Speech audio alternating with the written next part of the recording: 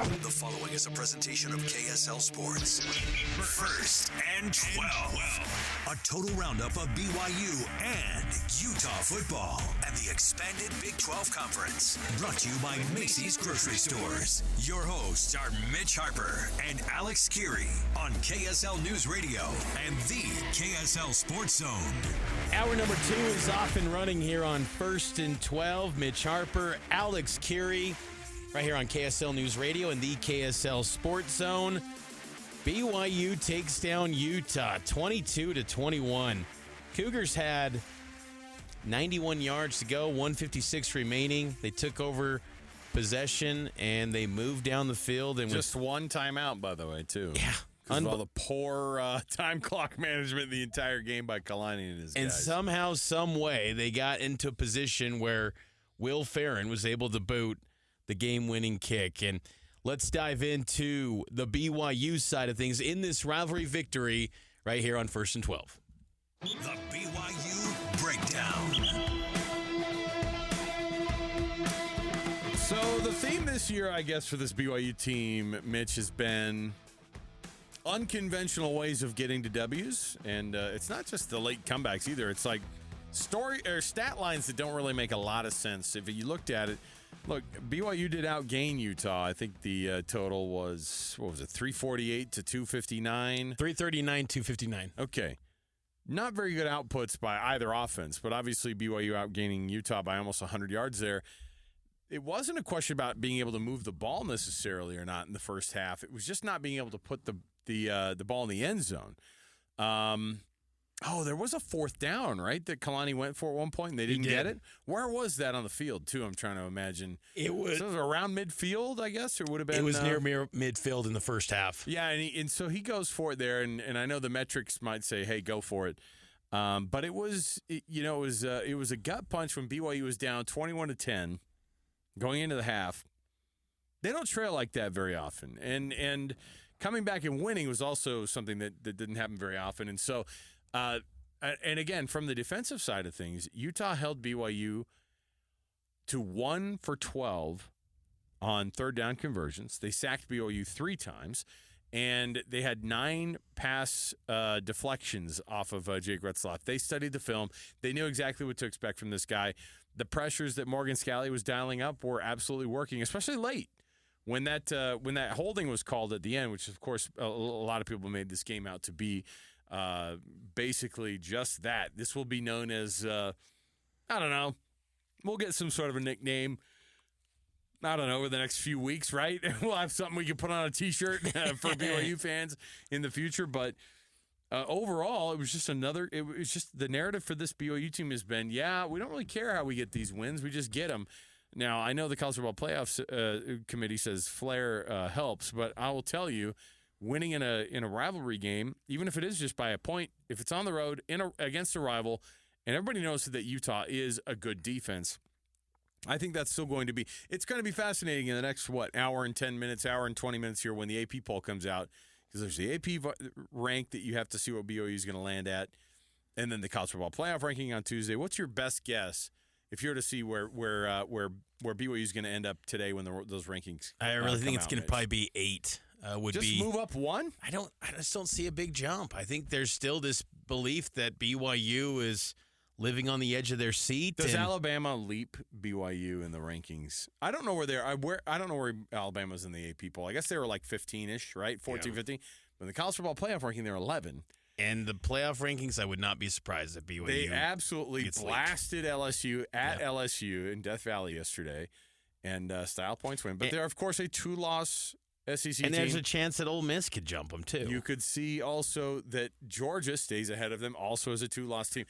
Ole Miss, Georgia, and Alabama, all 3 losses in it could be potentially ahead of BYU. But we'll see. We'll see. Well, I don't want to be that negative for BYU fans who might be listening. But you know what? You just have to prepare your heart, Mitch, for whatever's going to happen. And that's the case here. But I think the good thing is in this system is that BYU controls its destiny. And if they win the Big 12, they're going to be playing in that playoff no matter what the seed. And like this BYU team, and I think it's a positive attribute for them if they do get to the playoff, is just the fact that they can win under any circumstances. It's just been remarkable. They always have an answer. You think back in the first half of the game when Utah strikes first with a touchdown. Brandon Rose generates that TD drive, and Utah's up 7-3.